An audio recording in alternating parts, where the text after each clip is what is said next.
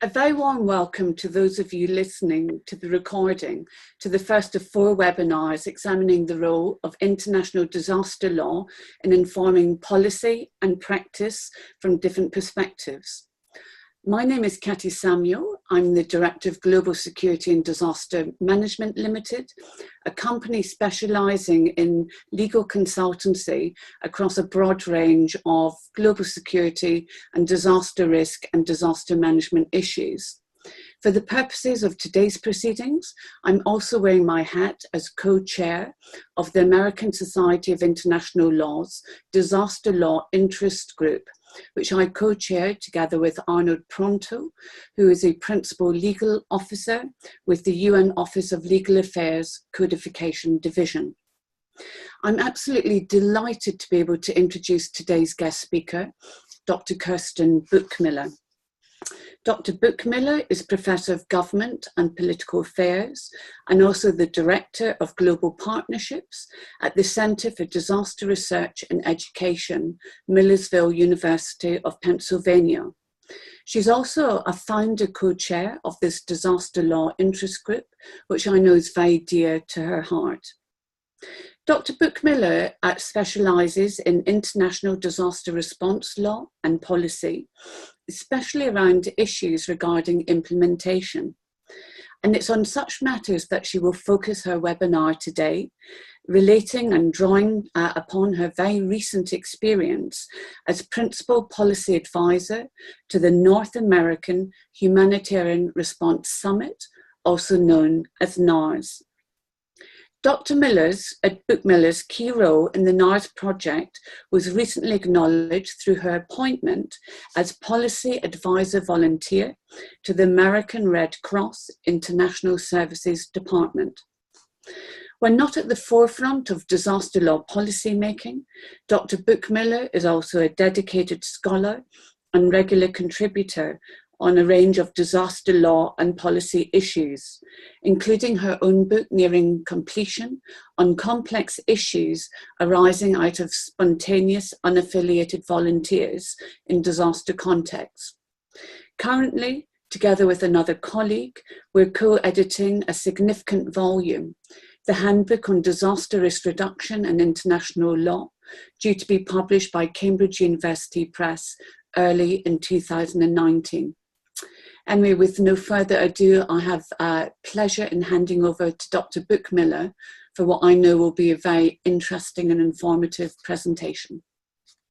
Thank you so much, Dr. Samuel. For hereafter, I'll refer to as my dear friend and colleague, Katja. It is indeed a pleasure to be here with all of you who may have an interest in international disaster law. And I am truly privileged and honored to share with you a project that I have been very deeply engaged with for the past 15 months. The overall project or framework is known as the North American Humanitarian Response Summit. I'll give you a little bit of an idea of the background, the context out of which NARS emerged, and the key elements over the past almost year and a half.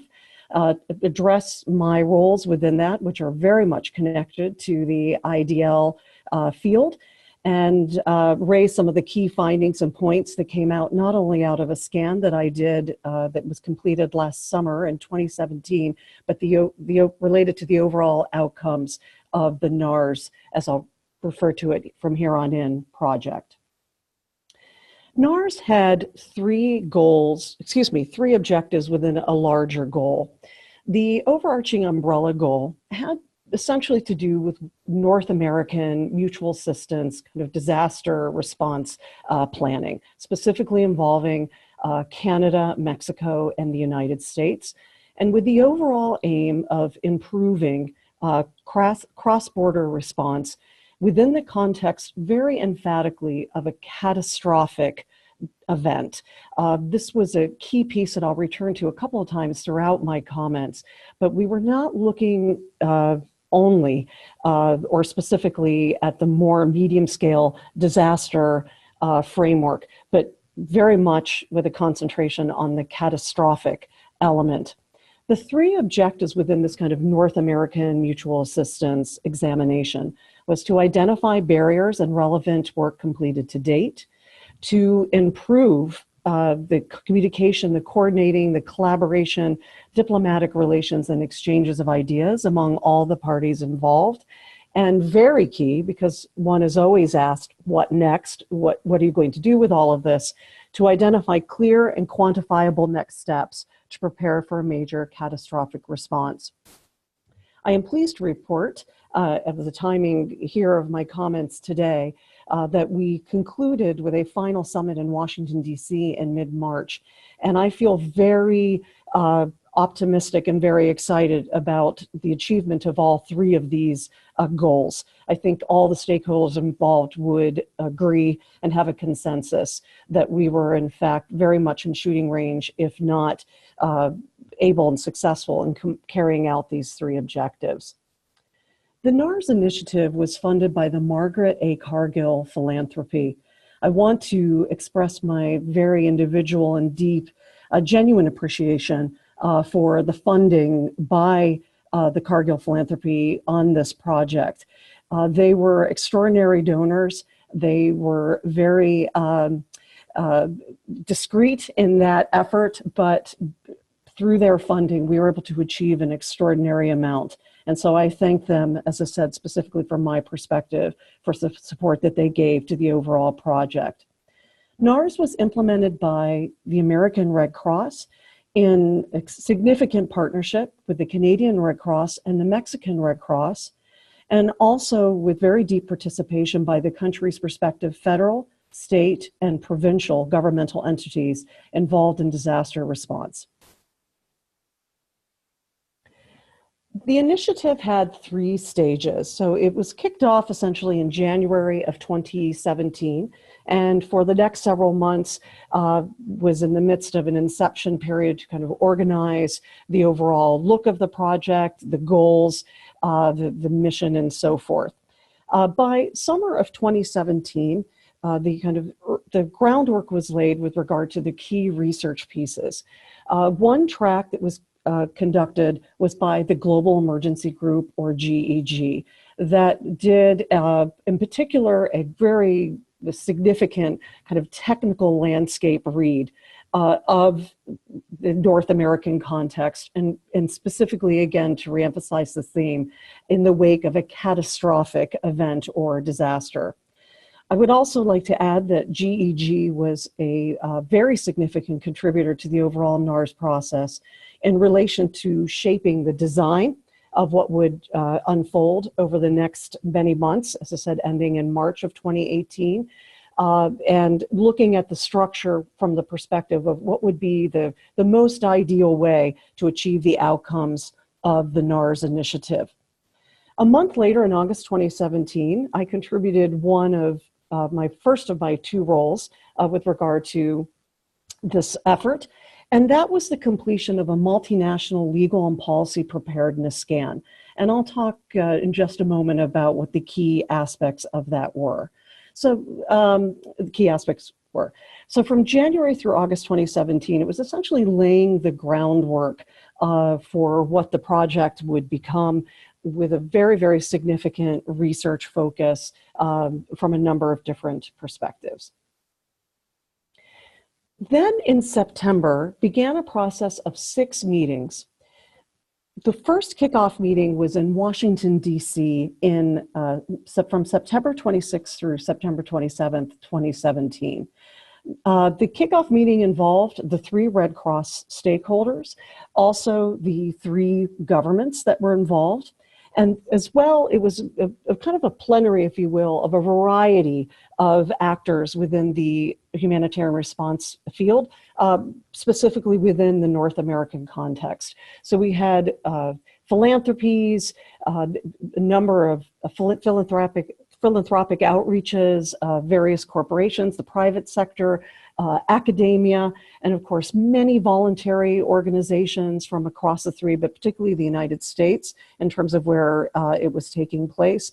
The military, it really was a very 30,000-foot view of many, many actors, very multi-sector that would be interested in this specific question. sadly and unfortunately, the timing was such, for any of you who may be kind of recognizing the significance of those dates, they did come after a number of disaster events, particularly within the United States and Canada. We, of course, had Harvey, Irma, and Maria on our side with regard to hurricanes, but equally pivotally on the Mexican side, they had just experienced their very devastating earthquake and also a series of other extreme events. So we did have a bit of compromised participation, particularly from the Mexican side, but they more than amply made up for that, not only in the way they hosted our December meeting, but also had very, very significant participation when we wrapped up in March. But that was just a little element that we faced, but that in no way took away from the extraordinary energy around the kickoff. And we used those 2 days to share with all the participants, to socialize, if you will, the overall thrust and goals of the project and how we intended to go about it. After the kickoff meeting in DC, we then moved to what were referred to as 3 preparatory sessions. They took place within the 3 participating countries. So the second meeting took place, as I just mentioned previously, in Mexico City in early December of 2017. It was held at the headquarters of the Mexican Red Cross. And in that prep session, and in addition to what would follow with the subsequent 2 meetings, in each case, we had the following kind of setup or arrangement. There would, through GAG, they identified in, as I said, consultation with a number of relevant stakeholders, a kind of a hypothetical catastrophic scenario or event that would be relevant to the specific national context that we were looking at. And it was done through a very high-tech interface, through a virtual scenario that began with the event itself and then would proceed over the next days and weeks. And then those who were participating would look at what the response, what the shape of that response, the contours of it, given that event, looking at not only where the challenges, barriers, and obstacles would be, but equally, if not more significantly, trying to brainstorm about what the end result would be, what the actions could be taken, potential solutions and remedies to those obstacles that were identified. So in the Mexican case, it was around a volcanic event that had then a number of spin-off, obviously, elements to it with regard to the impact that would have on people, property, economically, and so forth. The next meeting then took place within the United States. That was held in Tucson, Arizona. And the American scenario was around Cascadia. This was something that was at the strong behest of a lot of the American participants involved. The fault zone and the potential for a truly catastrophic earthquake event and all that would mean northward in the Pacific coast between the United States and Canada. Then in February, a month later, we moved on to Ottawa, and that was in the middle of February 2018, and we examined an extreme ice and snow weather event, again, to be something that would be relevant and applicable, in that case, within the Canadian context. And again, with Tucson and with Ottawa, we followed through and did a very similar setup that we had for Mexico, looking at what the potential damage and consequences would be, and then to look at potential proposed actionable solutions. So we were beginning to kind of build layer by layer some common understandings, and then obviously it goes without saying there's always unique dimensions to all of these cases. But it was something that we did see over time, some real commonalities that were beginning to develop, and also some common and shared solutions. And then after the 3 prep sessions were finished, we returned to Washington on March 14th and 15th, 2018, for an extraordinary ending capstone event, in which we shared, which I'll come back to in just a moment, 5 areas that we thought were particularly significant coming out of the 3 prep sessions, and also sharing, debating, really having an extraordinary and high energy and very invested dialogue around potential future steps. So doing a little bit of a rewind, we'll come back to how we move back to these meetings in just a moment. But my role, for those of you who are particularly interested in disaster law, is I was brought on. I have one of 2 roles. One was to prepare this, what we've called a kind of multinational law and policy scan, and related to these three countries. Looking particularly not only at where things stood as of summer 2017, but also identifying some potential areas that should get more attention along these lines, whether there are gaps, overlaps, frameworks that people were not aware of, wherever we wanted to take it. So I looked at the political, legal, and diplomatic operating environment within the 3 countries, related specifically to cross-border response, not other elements in the disaster management sector, but as I said, really drilling in on the assistance process specifically. Doing a legal and policy preparedness mapping and analysis, looking at the state of readiness, and as I mentioned, highlighting opportunities for further growth within this realm. In terms of what I used for this, I should note this was a very fast time frame in completing this study. I was brought onto the team around April of 2017 officially, and so had to go really make a very, very fast leap from being brought onto the project to providing the scan within a few months. And there were a number of things that made that challenging from a research perspective, which I'll highlight in just a moment. So one of the key pieces, obviously, whenever we do this kind of work, is the primary document review. So I did look at the domestic legislation, policies, and regulations for the 3 countries. Now, a couple of notes about this. This was not only, one of the things that we want to really keep in mind as we talk about this project, and for those who do IDL work specifically, is that in all 3 cases, we were talking about federal systems, federal organizations politically. And that is something that really, I think while we can say that, oh, these are 3 federal systems, I think this was one of my biggest learning curves about what that really meant for cross-border response and assistance. Because in terms of that kind of framework or organization, then what became really impactful were not only the federal rules, the national level rules, but also the subnational units, particularly when we were talking about Canada and the United States on the provincial and state levels respectively. They had a very, very dramatic, they do have, I should say, a very dramatic impact on how responses are going to look when these countries help each other. So it's more than kind of a theoretical academic point to discuss. We can see, in fact, the real influence on federal systems when it comes to law and policy and the efficacy of disaster response. So that was something I really wanted to bring out, is this federal idea.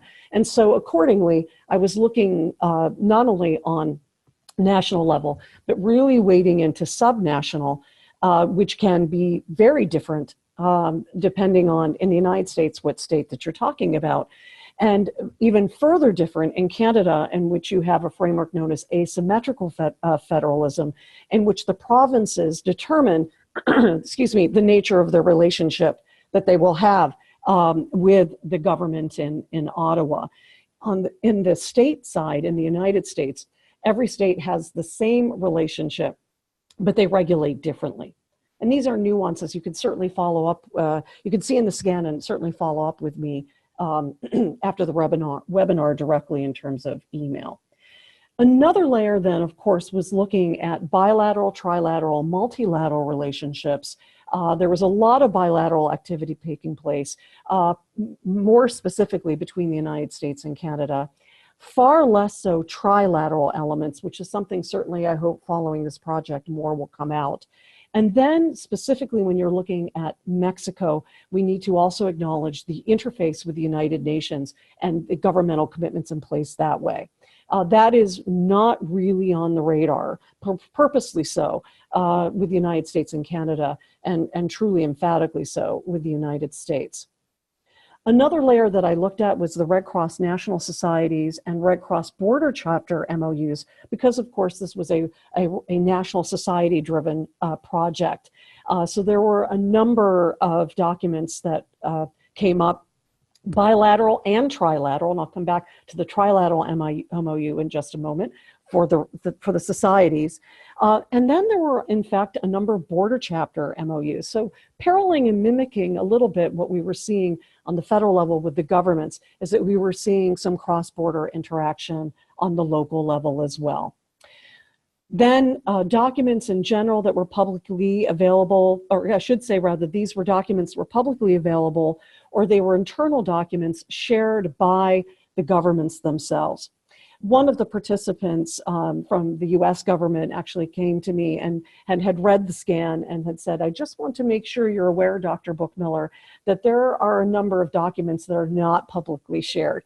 And in fact, you'll see with the scan, should you take a look at it, I do go out of my way to say, these were things either that I could publicly obtain or again, were something that was given to me by actors in the field, particularly because when you're talking about disaster assistance and disaster management, you're obviously getting into larger issues, in this case of Homeland Security in the United States, civil protection, civil defense issues. So this scan does not purport to be it does not have it all. It simply hints at some of the things that are in existence. The semi-structured interviews were also a key piece. I spoke with a number of individuals involved within the North American landscape for a snapshot. Part of the challenge in doing these interviews was that I was at the tip of the spear, if you will, for the NARS project. We go back to the timing. NARS was just beginning to organize. It really didn't have a public face. And here I was reaching out to these potential interview subjects who had not heard about the project at all. And so I was able to, because of the brief time frame and because there wasn't a lot of kind of still larger socialization taking place, to pull off about 25 interviews. I'm going to actually be returning to update the scan, something I'll come back to at the end of my formal comments. But I'm hoping actually to triple that number, because the networking development that took place reached very, very significant levels, and people were very excited and very enthusiastic to be part of this second scan stage. So I'm very, very pleased that we were able to use this as a snapshot, but we'll be deepening that much more when we come back. And then, of course, the lit review was done, pulling from the IDL field, from disaster assistance in general, the North American political context, and so forth. What I found from the scan completed last summer was that this even though we were talking about 3 countries with a lot of shared history, obviously, and a very deep engagement and involvement with each other from a variety of different touch points, this was a really complex landscape. It was many points of interface, legally, policy-wise, regulatory-wise, politically, very multifaceted, very complex. And that made the scan a challenge, but obviously then this is something that gives us a larger picture in terms of some of the considerations we had to take into place moving forward. So as I highlighted a little bit earlier, we had the 3 federal governmental systems and the implications of that not only then were we dealing with considerations that the national governments might have, but we exponentially expanded looking at then the 50 US states, and the Canadian provinces. This was a little bit less so, even though Mexico is a federal system, this was less so in the Mexican context. But that meant then you have dozens and dozens of governmental players alone. This is just talking about the national and the subnational. This isn't even looking at the multi-sector that you can pool from across these governments. The Red Cross then too is also in its own way very decentralized. So you have the national headquarters of the three countries and their viewpoints on this and their agenda, but then you have the border chapters, which have developed very strong kinships and affinities with each other, have done a lot of ad hoc workarounds. And so they also brought an important perspective on this that has to be taken into account.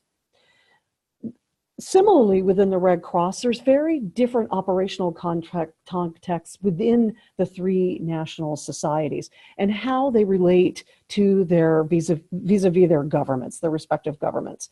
So in the United States, for instance, with the American Red Cross, you have a much bigger domestic response footprint than you do with the international services side at the ARC. On the Canadian side, it is the reverse.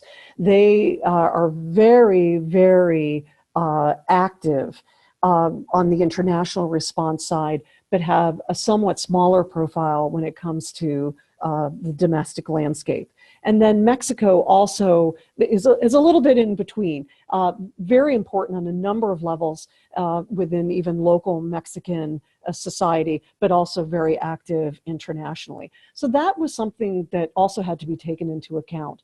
And then, of course, for any of us who focus on international humanitarian assistance, we know it's deeply multidimensional, and as a result makes it very multi-sector. And so when you're looking at something, it's everything from what are regulations on baby formula to shelter, to medical credentials, to tools, to driver's licenses. All of this comes into play that makes it then a rather difficult subject to wrestle with. And then the layer two that I did not really expect as much as I then later learned about and got to witness was this: for the local communities that exist along the respective borders, there's very strong links and bonds and a kinship that as affinities that take place, as I mentioned earlier, that are playing out in have their own universe, separate from things that are happening among the governments and among the subnational entities. In many cases, they may in fact be indigenous populations in which the border to them is irrelevant. And that was another element as well, both to the north between the United States and Canada, and to the south with the United States and Mexico. We have a number of borderland communities that in fact may be from the same community group. And so that had to be taken into account in a way that we might not see it elsewhere. And then, of course, there's the elephant in the room, which is the diplomatic considerations among the three national governments. It is something that must be acknowledged and is certainly recognized in the scan of the complexity of relationships taking place between Washington, Ottawa, and Mexico City right now. Although notably, when we move forward with those meetings, this was something that it was there, but did not inform and did not diminish the enthusiasm and the desire and the will of all the parties to really be productive and successful when it came to this project. The findings for any of you who deal with international disaster law and specifically disaster response would not be a surprise. This is from the scan, that the movement of personnel is deeply impacted by the legal landscape within the three countries. And drilling down even more, medical provision is a particular lightning rod, specifically when it comes to the United States and Canada, because licensing, credentialing, credential recognition, liability is heavily controlled on the subnational level. So this, and controlled differently depending on the subnational unit that you're talking about. So it's not just a clear speaking more from the context than I know, here within the United States, okay, we just come up with a one size fits all because the way they regulate is a one size fits all that's uniform. No, it's dramatically different depending on the state that you're talking about. Cross-border population displacement in the wake of a catastrophic event is also a significant piece that needs to be given a lot of examination, that in terms of this huge movement that you might have. Cross-border population displacement is different. Sometimes it gets conflated, but it's very different from the movement of response personnel. What we're talking about here is a spontaneous flow that may go from one country to the other, and all the implications that may, that poses for the governmental authorities, whomever you might be talking about.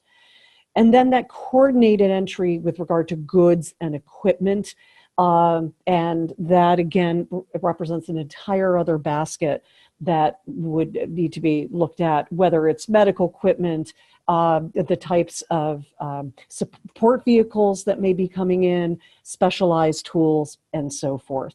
So this is what came out of doing this North American overview: government, Red Cross, the various interviews, that snapshot with a lot of the stakeholders involved. We were able to particularly boil it down to.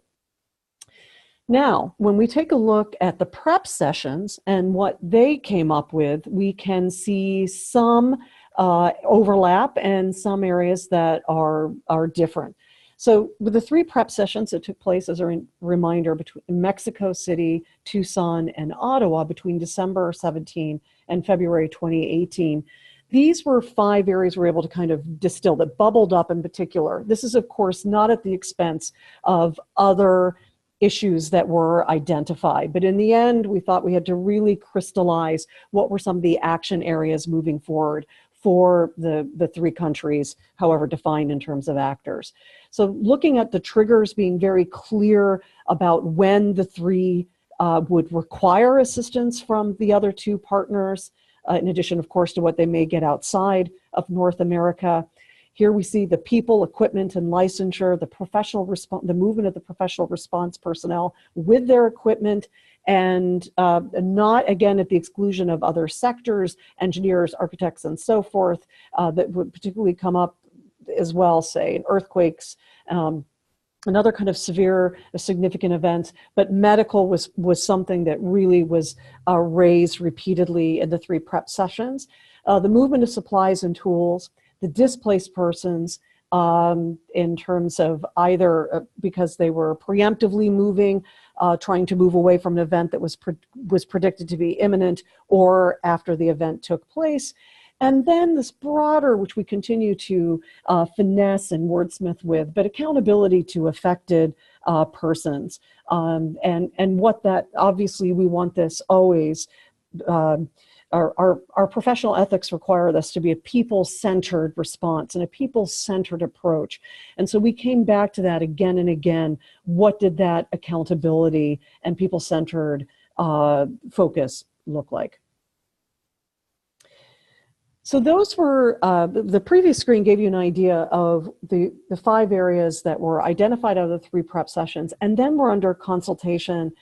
They were the subject of the extensive dialogue that took place in that final wrap-up event. Moving forward then, this is what some of the key areas, and again, we are continuing to kind of finesse these a little bit as we talk about the future. Meaning the NARS team and the other supportive elements within it. But some of the key strategic action points of moving forward, and there were also a set of tactical recommendations as well, but I'm going to focus for the perspective of my comments here, the strategic areas. So what came out there was a collective agreement that catastrophic disaster planning needed to be a very, very strong policy focus. And that is something that was difficult. It was a challenge for a lot of the participants. I think there's a cognitive dissonance issue for many of us who work in the field, something that we have to overcome. in the sense that it was hard for many of us participating in the process to go there, as we kept saying, and kind of phrasing it, that if we had a context where millions of people were affected with a total crash of the relevant support infrastructure. So for instance, that, the cell phone was many times in the meetings referred to, that within say 24 hours, if not even before then, the cell phone becomes a brick, right? The communications are gone. We have a mass million, potentially thousands of people crossing borders, and equally then a really just profound hyperscale demand for outside assistance. And of course, even in this day and age of globalization, you're going to turn to your neighbors for that help first, immediately first and foremost, because time remains a profound challenge. Time is everything when you're talking about saving lives. So the catastrophic planning is one we really hope that the governments will continue to embrace.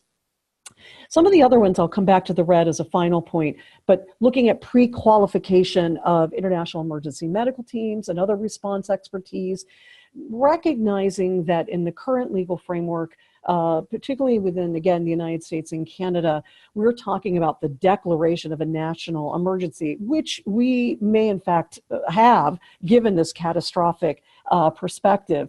But just say short of that, what are some actionable items that we can have, some workarounds on the medical side, short of we've suspended the constitutional framework, for instance, in the United States.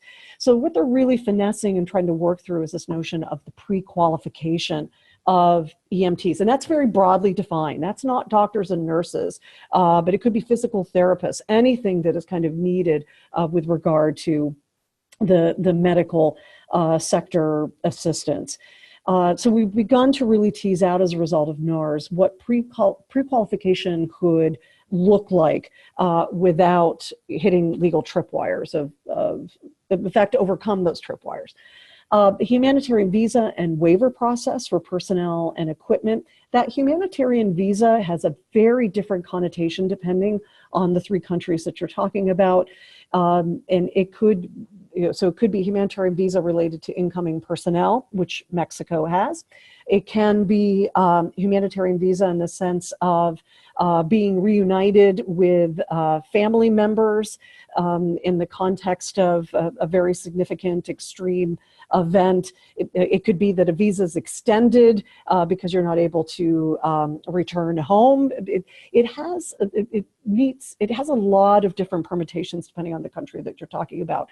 But from the perspective of this project, we're looking at the visa process related to personnel and equipment response. And then, similar to the pre-qualification, looking at these proactive visa categories, pre-certification of supplies as well, looking at it ahead of time proactively rather than waiting for, of course, the event that happened, which is always obviously the recommended way to go. Now, going back up to the red, the Catastrophic Disaster Planning Working Group proposal in conjunction with EMCG, all of these issues that I've just addressed, what NARS is hoping is that it will, these will become then points of further dialogue, not only within the three societies, but also on an intergovernmental level, so that both groups will begin to tackle these issues within their own tracks. But then we're looking for them to, if we're going to be most effective and efficient about this process, to then ultimately link up and to intersect with each other. The Catastrophic Disaster Planning Working Group, this was not referred to by its name, but about 10 years ago, there was a trilateral MOU between the United States, Canada, and Mexico, in which they called for an expert technical working group to deal with these issues, North American disaster response planning.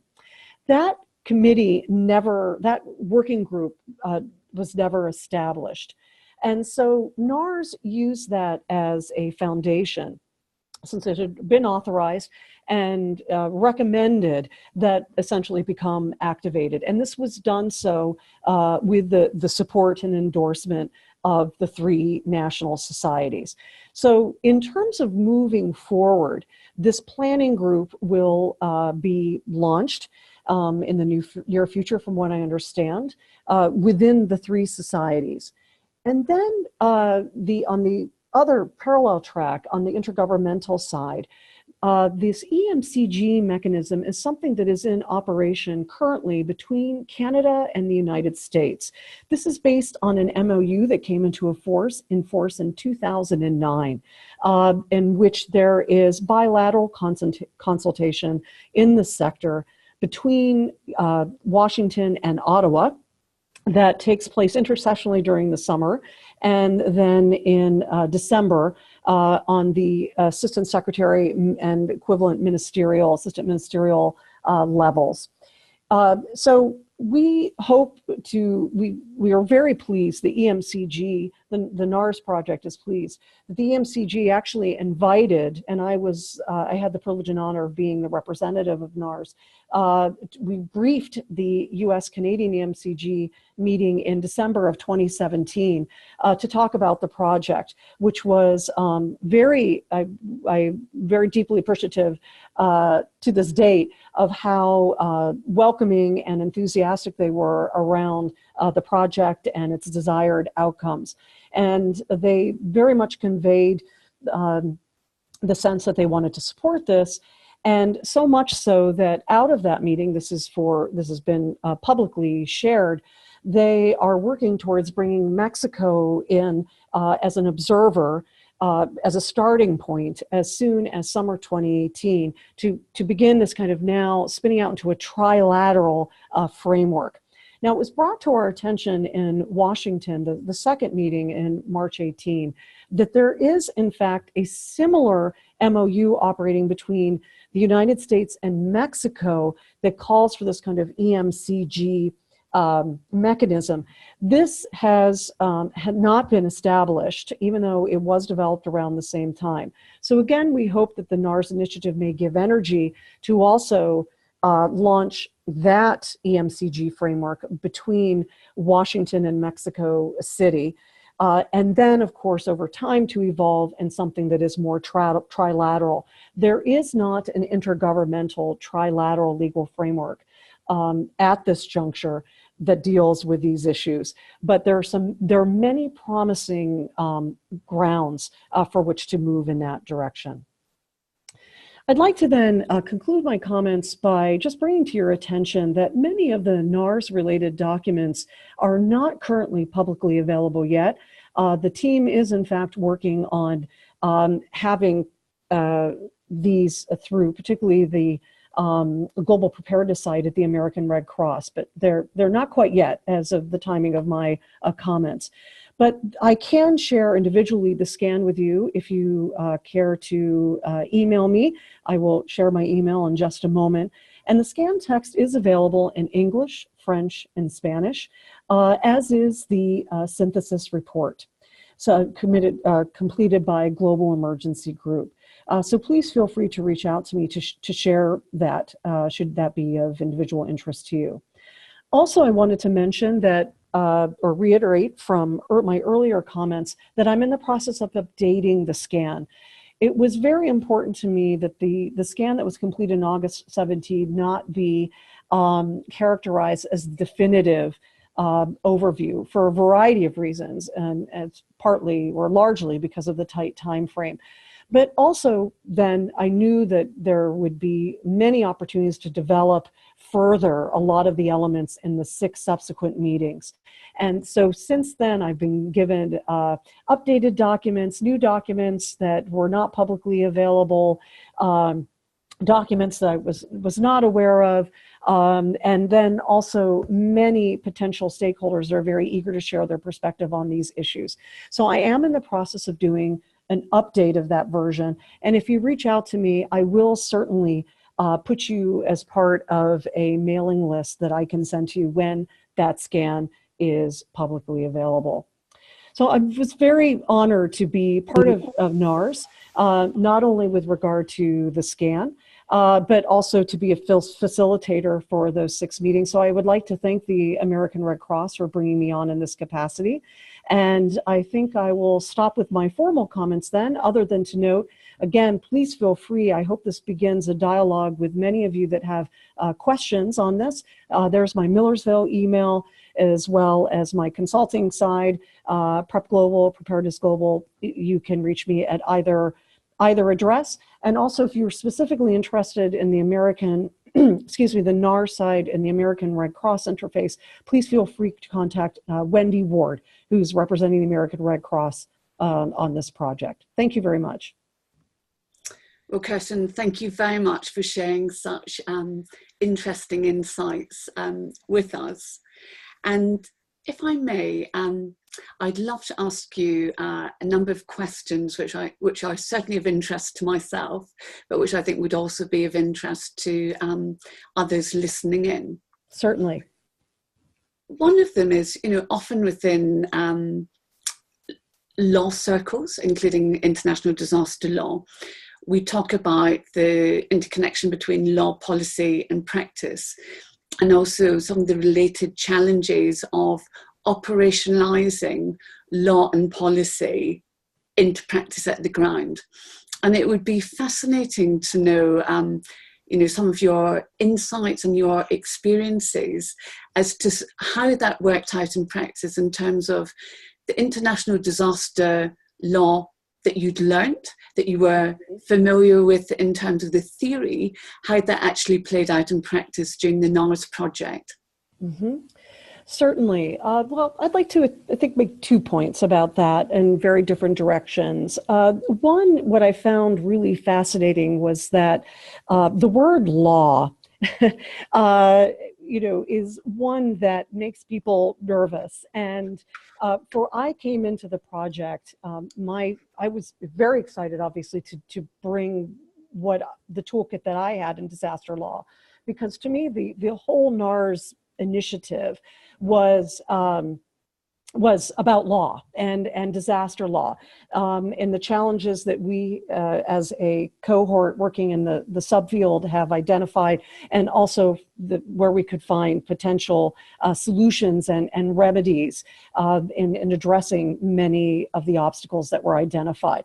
So at a few occasions, I would say, in fact, that these are ones that we have long been wrestling with and trying to find solutions for in disaster law. And many people would be just very shocked.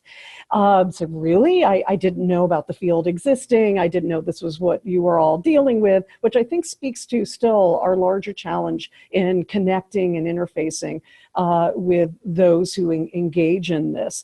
And the word law in general just seems to raise people's shoulders up to their ears. I mean, it seems remote to them. It seems formidable. It seems over constricting.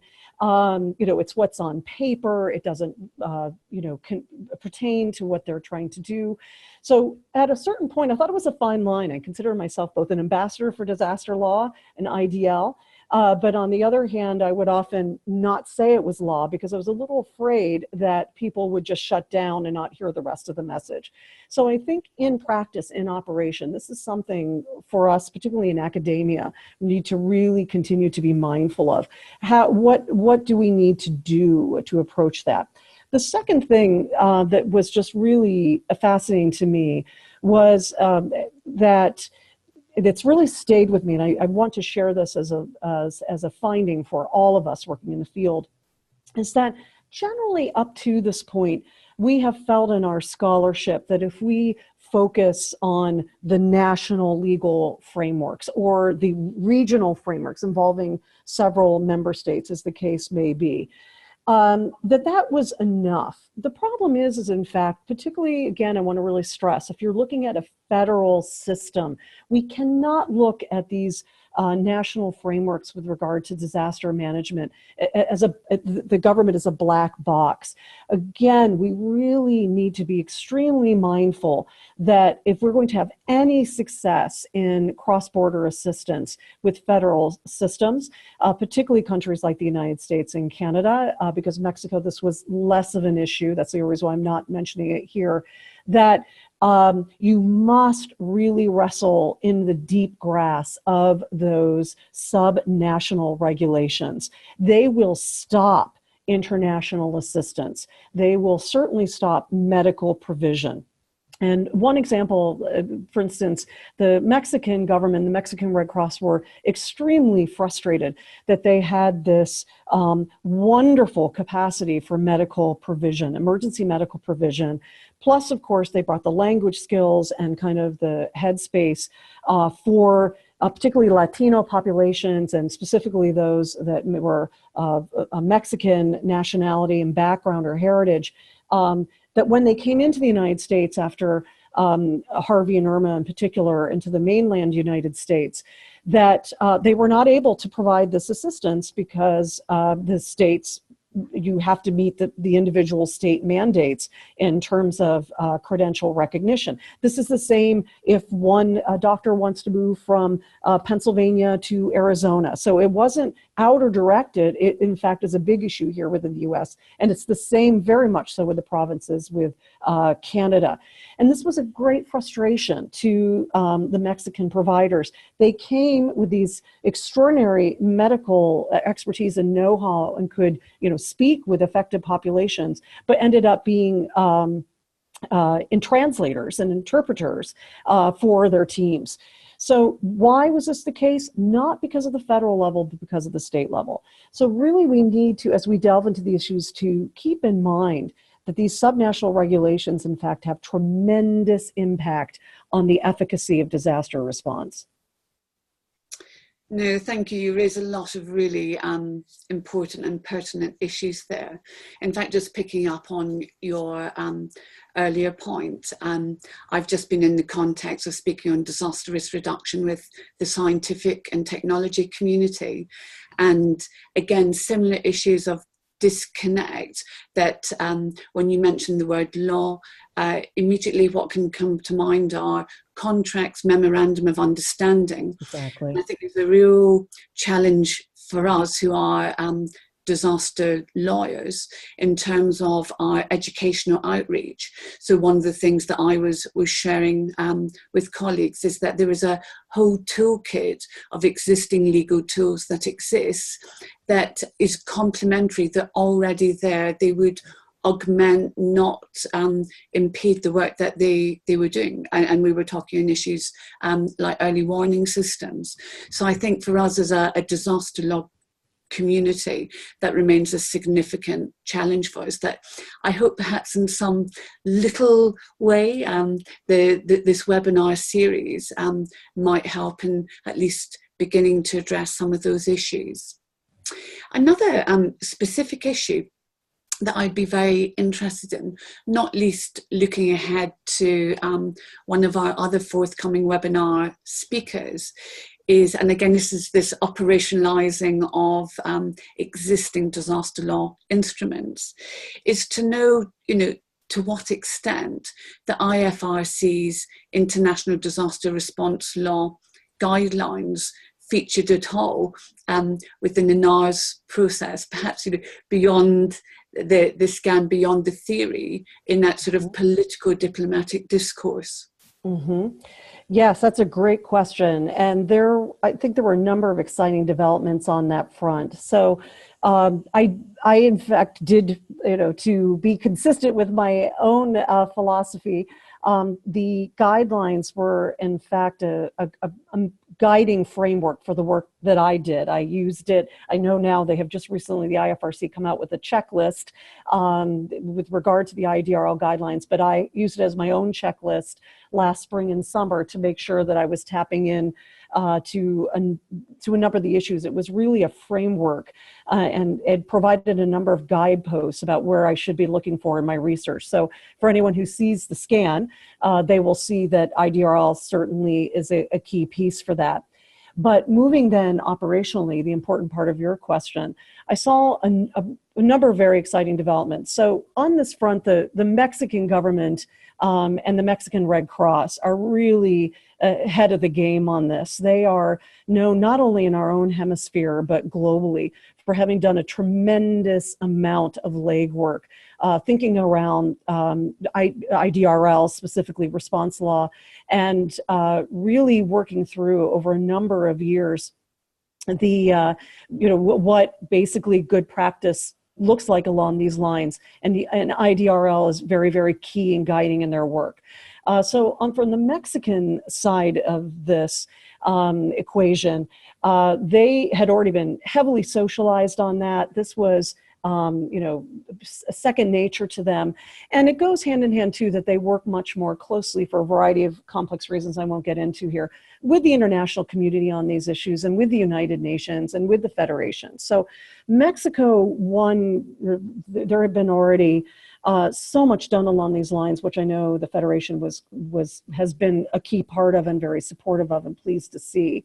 On the United States side, I was very interested to note, and again, pleased to see, that there seems to be the early part of a tipping point taking place related to IDRL, having a lot to do with, I can in fact attest that those in key leadership roles within the ARC have understood the relevance of IDRL for their work and have acknowledged it very significantly. So I think one very key public representation of this was Gianno Anzalone, who is the head of the International Services Department at ARC, was in fact one of the panel participants marking IDRL's anniversary in December at the United Nations. So the fact that you have someone in such a pivotal position such as this, being very publicly open and supportive and addressing it, I think that's a huge sea change, I can tell you, from what I have observed previously. But Gianno was not the only one. There were other individuals that kept talking about IDRL during these prep sessions. So that's exciting too. The Canadian government actually endorsed the IDRL guidelines quite some years back, initially after they came out in the late 2000s. The snapshot that I've done now, we do see it in the waters on the Canadian side, particularly on the Red Cross side. But in general, I think we have a lot of reasons to be hopeful that is becoming part of the waters that they swim in many cases. And so it's great to see that is in fact happening. Well, certainly that's encouraging news. Mm-hmm.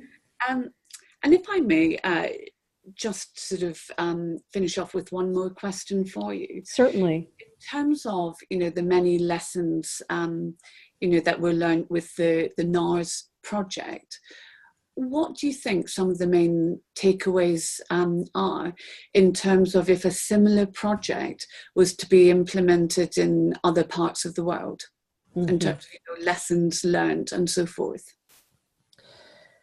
I think one of the most profound pieces coming out of this was bringing everyone together in the room. I heard many times that names and emails were put together, or the fact that they got the email of their counterpart, that they wouldn't have even known that person was their counterpart in many cases. So we were really pleased. We start out saying, oh, we've won already if they're talking to each other. But until you actually witness that happening, you can't fully grasp the importance and the power of having everyone together in the room, and literally them syncing up and finding within the other two countries their counterparts and those who had a similar agenda to what they wanted to do. And we felt very strongly that because of that, it created its own energy and momentum moving forward, separate from what we may do on this. So I don't think we, as I said, we can underestimate. We should never play down in this age of email getting folks together and having them really focus. We do a lot of tabletop exercises, those kinds of things individually as countries, but we rarely do it. And this was certainly unique outside, particularly the military section, I should note. The military have been doing quite a bit on this front, but outside that specific focus, this was really powerful. So it's an endeavor worth doing. And again, for those of you, who read the front page and follow North American news, it was an endeavor particularly worth doing in the environment that we're working within now. And all of the folks that came together were agents of action and agents of commitment. They were very, very dedicated to, no matter what might be happening. I mean, in the final NARS meeting in DC, we were at the American Red Cross National Headquarters, and a couple of blocks from us was the White House. But all of that was kind of shut out, and they really drilled down being together and wanting to establish a framework moving forward. And so I think that's one of the key takeaways, is the power of just bringing everyone together and having those conversations. It's definitely worth it. Yes, and as you say, in a virtual world, it's got its benefits, not least that people can contact each other. But at the end of the day, there's nothing, as you say, like core relationships that are built, that in terms of some of the investment and the deposit of this NARS project, how it's taken forward, at the end of the day, many of these initiatives are very relationally based as well. Well, Kirsten, I'm so grateful again, and I know our listeners will be, for your time and for sharing these very hot off the press insights with us. And we very much want to wish you every success, both in the forthcoming revisit of your scan and in your important new role with the American Red Cross. And I'm also very grateful to other colleagues of yours at Millersville University for so kindly sorting out the technology necessary to host this webinar.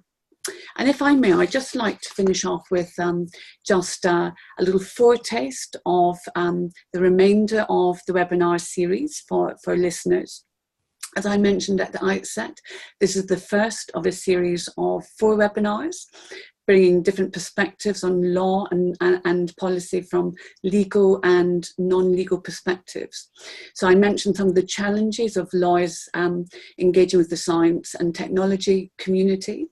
And I'm delighted that our next guest speaker in June will be Professor Virginia Murray, who is a consultant at Public Health England on global disaster risk reduction law. And in fact, until recently, for many years, she was the vice chair of the UN International Strategy for Disaster Risk Scientific and Technical Advisory Group. Then in September, we have Isabelle Granger, the Legislative Advocacy Coordinator and IDL Specialist of the International Federation of Red Cross and Red Crescent Societies, who will be talking on the International Disaster Response Law checklist that Kirsten referred to. And then finally, in November time, we will have Perry Johnson and one of her colleagues from the incident and the Crisis Emergency Coordination Center of the International Atomic Energy Agency, again bringing to us a practitioner perspective on disaster law in policy and practice, focusing especially in the context of the nuclear. So, Kirsten, thank you once again for your time, and to Millersville colleagues, and also to you, the listeners, for kindly investing your time to listen, and I hope have some takeaways of your own from this first webinar. Thank you.